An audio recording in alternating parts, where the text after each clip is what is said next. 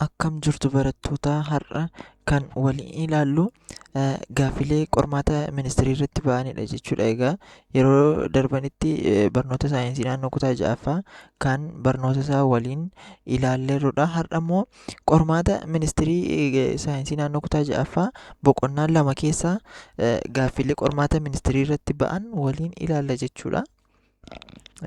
Gaaffiin tokkoffaan ujummoolee dhiigaa keessaa bakki ka'umsa isaanii dhuma fiixee arterii kan ta'e kami jedha. Dhuma fiixee arterii kan ta'e kami jedha. Egaa ujummooleen dhiigaa arterii, veenii akkasuma kaappilaroota akka ta'an waliin ilaalleerra jechuudha. Arteriin ujummoo isa dhiiga baatudha. Arteriin ujummoo isa dhiiga oksijineetidii ta'e yookiin dhiiga oksijiniidhaan badhaadhe kan onneerraa fuudhee qaama keenyaaf raabsudha jechuudha. Innis onnee keenyarraa fuudhee qaama keenyaaf yeroo raabsutti arteriin kun guddaadha. Inni ujummoo qaqalloo ta'an ujummoo kaappilaroota jedhamanitti dabarsa jechuudha. Kaappilaroonni kun gara tishuulee keenyaatti dhiiga raabsu jechuudha. Arteriirraa fuudhanii erga dhiiga oksijineetidii yookiin dhiiga oksijiniidhaan badhaadhe kana gara tishuu keenyaatti dabarsaniin booda kaarboon daayoksayidii tishuu keenya keessa ture sana immoo fuudhanii gara veeniitti dabarsu jechuudha. Kaappilaroonni kun fuudhanii gara veeniitti dabarsu jechuudha. Bifa kanaan fuudhanii gara veeniitti dabarsu jechuudha. Veeniin kun immoo deebisee gara onneetti deebisaa jechuudha. Dhiiga kana gara onneetti deebisa jechuudha. Kana gidduutti kan gaafatamne maalla bakki ka'umsa isaanii dhuma fiixee arterii kan ta'e kamii jedha. Egaa fiixee arteriirra maaltu jira jechuudha? Kaappilarootadha jechuudha. Arteriin dhiiga onnee keessaa fuudhee gara kaappilarootaa iddoo kaappilarootaatti, kaappilaroonni immoo gara tiishuutti dabarsu jechuudha. Kanaafiyyuu fiixee dhuma arterii kan ta'e kami kan jedhu kanaaf deebiin kaappilaroota ta'a jechuudha. Kaappilaroonni ujummoolee dhiigaa isaan qaqalloo ta'anii dhiiga gara tishuutti kan dabarsanidha jechuudha. Gaaffileen lammaffaan ruuqoolee dhiigaa keessaa yommuu nafti muramu dhiigni akka ititu kan taasisu kami jedha. Pilaazmaa dhiigaa, seelota dhiiga diimaa, seelota dhiiga adii, pilaatileetota jedha. Egaa kana barnoota keenya yeroo darbee irratti akkuma ilaalleerru kan dhiigni akka itisu taasisu maalidha jechuudha. Yeroo nafti muramu dhiigni akka hin dhangala'oon ittichuuf kan gargaaru kamidha jechuudha? Pilaatileetotadha jechuudha. Pilaatileetotni dhiigni keenya akka hin dhangalaane godhu jechuudha. Bifa itichuudhaan dhiigni keenya akka hin dhangalaane godhu jechuudha. Seelotni dhiiga adii dhukkuboota qaama keenyarraa ittisuuf gargaaru. Akkasuma seelonni dhiiga diimaan immoo oksijinii qaama keenya keessa raabsuuf gargaaru jechuudha. Gaaffii sadaffaa kanneen armaan gadii keessaa dandeettii dalagaa dalaguu kan ibsu kami jedha. A. Anniisaa. B. Humna. C. Saffisa. D. Maashinoota sasalphaa jedha. Kunis salphaadha. Anniisaan dandeettii dalagaa dalaguu akka ta'e barnoota keenya irratti ilaallee turre. Kanaaf deebiinsaa dandeettii dalagaa dalaguu kan ta'e maalidha jechuudha? Anniisaadha jechuudha. Gaaffiin arfaffaa amaloota saalduraa kan hin taane kami jedha. A. Areeda biqilchuu. B. Dhiirri tuffee qabatee dhalachuu. C. Dubartiin buqushaa qabattee dhalachuu. D. Dhiirri cidhaan qabatee dhalachuu jedha. Egaa amaloota saalduraa jennee kan ilaalle kun amaloota saallammeessoo kan jedhaman kanneen akka areeda biqilchuu, sagaleen jijjiiramuu jennee wantoota baay'ee tarreessinee turre jechuudha. Asirratti kan gaafatamne immoo amaloota saalduraa kan hin taane kamii jedha. Amaloota saalduraa kan ta'an egaa warreen kun sadan amaloota saalduraa jennee ilaalleerra jechuudha. Areeda biqilchuun rifeensa dhiirotaaf rifeensa fuulirratti baasuu, akkasuma bobaa jalatti rifeensa baasuu, kanneen kun amaloota saallammeessoodha jechuudha. Kanaafiyyuu deebiin A. Areeda biqilchuu ta'a jechuudha. Areeda biqilchuun amaloota saallammeessooti malee amaloota saalduraa miti jechuudha. Gaaffiin ja'affaan hiika hargansuu ilaalchisee himni sirrii ta'e kami jedha. A. Adeemsa qilleensa gara keessaatti fudhachuu qofa. B. Adeemsa qilleensa gara alaatti baasuu qofa. C. Adeemsa qilleensa gara alaatti baasuu fi gara keessaatti fudhachuuti. D. Hunduu deebiidha jedha. Egaa sirni hargansuu maalidha jenneerra? Adeemsa qilleensa gara alaatti baasuu fi gara keessaatti fudhachuuti jennee waliin ilaalleerra jechuudha. Adeemsa gara qilleensa keessaatti fudhachuu qofa kan ta'u qofa waan jedhuuf hin ta'u. Inni lammaffaa immoo gara alaatti baasuu qofa waan jedhuuf hin ta'u jechuudha. Gara sirni hargansuu adeemsa qilleensa gara alaatti baasuuf gara keessaatti fudhachuuti jechuudha. Torbaffaa caasaalee sirna hargansuu keessa qilleensi akka sombatti seenuu fi somba keessaa bahuuf kan gargaaru kamii jedha. A. Laagaa. B. Afuuffee qilleensaa. C. Ujummoo qilleensaa. D. Damee ujummoo qilleensaa guddaa jedha. Egaa asitti kan gaafatamne maalidha? Qilleensi akka sombatti seenuu fi somba keessaa bahuuf jedha jechuudha. Qilleensi sombatti akka seenuuf akka somba keessaa bahuuf kan gargaaru maalidha jechuudha?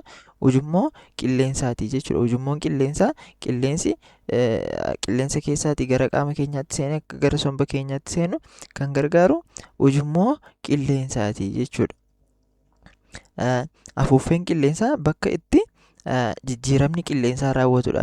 Jijjiiramni kan oksijiniin kaarboon daayoksiidiidhaan wal jijjiiru bakka afuuffee qilleensaa jedhamu kanattidha jechuudha. Gaaffii 8ffaan kanneen armaan gadii keessaa madda annisaa kan hin taane kami jedha. Madda annisaa kan hin taane kami jedha. A.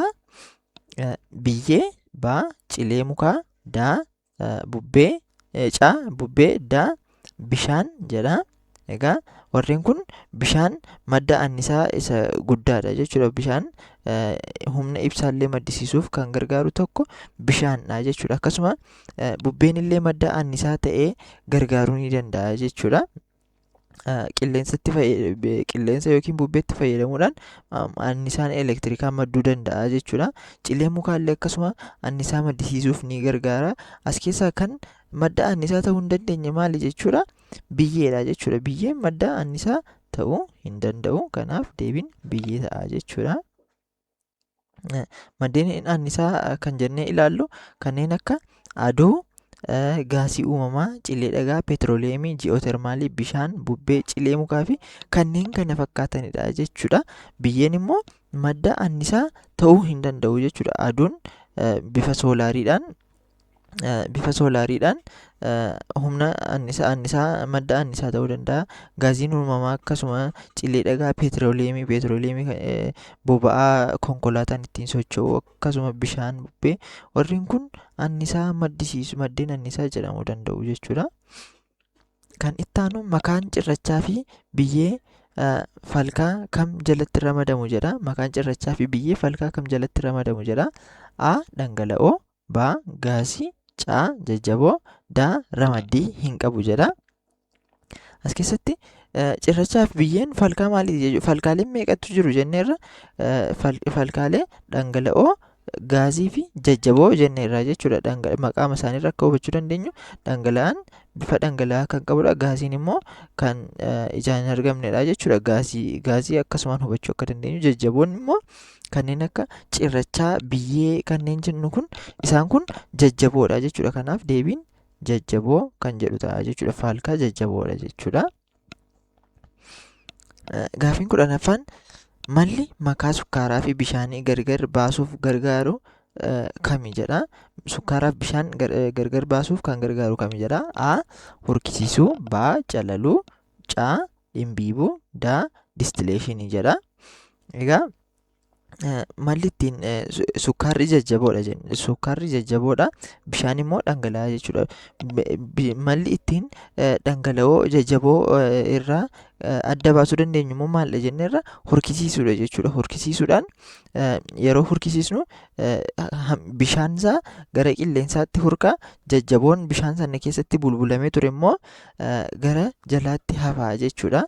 Malli wanta jajjaboo dhangala'oo keessatti bulbulame dhangala'ichaa irraa gargar baasuuf fayyada jechuudha. Horkisiisuu kan jennu kun horkisiisuun wantoota jajjaboo dhangala'oo keessatti bulbulame dhangala'ichaa irraa gargar baasuuf gargaara jechuudha. Kanneen armaan gadii keessaa faayidaa annisaa kan ibsu kami jedha? A. Taa'uu. B. Kubbaa taphachuu. C. Rafuu. D. Sochii dhaabuu jedha. As keessatti faayidaa annisaa kan ibsu kami yeroo jedhu yeroo teenyu annisaa baasnu hin qabnu, yeroo rafnu annisaa baasnu hin qabnu, yeroo hojii hojjennu yookiin sochii dhaabnu annisaa baasnu hin qabnu jechuudha. Garuu yeroo kubbaa taphannutti kubbaa yeroo taphannu annisaa nu barbaachisaa jechuudha. Annisaa baay'ee fayyadamna jechuudha. Kanaafiyyuu faayidaa annisaa keessaa tokko kanadha jechuudha. Gaaffiin 12ffaan filannoowwan asiin gadii keessaa maashina salphaa kan qabate kami jedha? Maashina salphaa kan qabate kami? A. Qottoo fi puulii. B. Fonqolchaa fi raadiyoo. C. Iskiriwuu fi dhagaa baatirii. D. Bal'insa habalakaa fi kitaaba jedha. Egaa maashina salphaa kan jennu kun maal jennee turre jechuudha barnoota keenya yeroo darbee irratti. Maashina salphaa kan jennu kun hojii haala salphaan akka nun hojjennu humna guddaa osoo hin baasiin salphisnee akka hojjennu kan nu gargaaran maashinoota sasalphoo jedhamu jenneerra. Maashinoonni sasalphoo hojii karaa salphaatiin akka hojjennuuf nu gargaaru jechuudha. Isaan keessaa kanneen akka qottoo, fonqolcha, puulii, iskiriwuu, bal'insa habalakaa warreen kun maashinoota sasalphaa jedhamu jechuudha. As keessatti A. Qottoo fi puulii jedha. Qottoonis puuliinis maashinoota sasalphaati jechuudha. B. Fonqolchaa fi raadiyoo jedha. Asitti fonqolchi maashina salphaati jechuudha. Maashina salphaadha fonqolchi. Garuu raadiyoon maashina salphaa miti jechuudha. Raadiyoon hojii cimaa tokko karaa salphaatiin akka hojjennuuf kan nu gargaaru miti jechuudha raadiyoon. Caan iskiriwuu fi dhagaa baatirii jedha. Iskiriwuun hojii salphisee meeshaalee nu hojjetan keessaa isa tokko jechuudha. Kanaaf maashina sasalphaa jedhamuun ramadamu. Dhagaa baatiriin garuu hojii guddaa tokko salphisnee akka hojjennu kan nu gargaaru miti jechuudha. Daan bal'insa habalakaa fi kitaaba jedha. Bal'insa habalakaa maashina salphaa yoo ta'u, kitaabni garuu maashina salphaa miti jechuudha. Wanta guddaa tokko karaa salphaatiin akka hojjennu kan nu gargaaru miti jechuudha. Kanaafiyyuu deebiinsaa maal ta'a? A. Qottoo fi puulii kan jedhu kana ta'a jechuudha. Gaaffii 13ffaan barmaatilee miidhaa fidan keessatti kan hin hammatamne kami jedha? A. Dhagna qabaa dubartootaa. B. Dhagna qabaa dhiirotaa. C. Umrii malee heerumuu. D.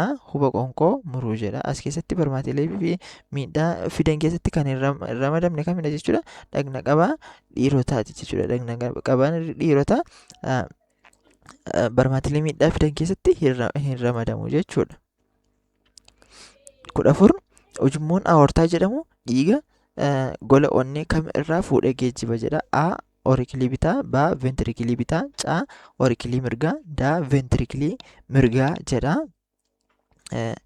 Aortaan maalidha jechuudha? Asitti dhiiga gola onnee kamirraa fuudhee geejjiba jedha. Fakkii kanarraati akkuma hubachuu dandeenyu egaa aortaan ujummoo dhiiga baatee deemu keessa isa guddichadha jechuudha. Aortaan isa guddaa kanadha jechuudha. Innis jalqaba fakkii kanarraa akka hubachuu dandeenyu dhiigni eessaa dhufa jechuudha? Ujummoo dhiiga deebistuu pulmonarii irraa gara oorikilii bitaa seenaa jechuudha. Dhiigni somba keenya keessaa ujummoo dhiiga deebistuu pulmonarii karaa kanaan gara onnee keenyaa seenaa jechuudha. Karaa oorikilii bitaa seenaa jechuudha. Oorikilii bitaa keessaa immoo gara kam dhufa jechuudha? Ventirikilii bitaa dhufa jechuudha. Ventirikilii bitaan kun immoo deebi'ee gara kam keessa jechuudha? Ventirikilii bitaa kana keessa karaa duuba kana naanna'ee karaa aortaa dhufa jechuudha. Aortaan immoo deebi'ee qaamolee keenyaaf dhiiga raabsaa jechuudha. Gara qaamolee keenyaatti dhiiga raabsa. Achi immoo dhiigni qaama keenyatti raabsame kun immoo gaafa deebi'ee oksijiniin keessaa ba'ee tishuu keenya keessatti oksijiniin itti fayyadamame tishuun fi xuriileen adda addaa immoo deebi'ee gara dhiiga keenyaatti deebi'a jechuudha. Innis dhiigni kun immoo karaa maalii dhufa jechuudha? Gara veenii dhufaa jechuudha. Gara veenii dhufaa jechuudha. Veeniin kun dhufee veeniin kaarboon daayoksayidii baatee dhufe kun eessa seena jechuudha jalqaba oorikilii mirgaa seenaa jechuudha. Oorikiliin mirgaa kun immoo deebi'ee gara kamitti dabarsa? Ventirikilii mirgaatti dabarsaa jechuudha.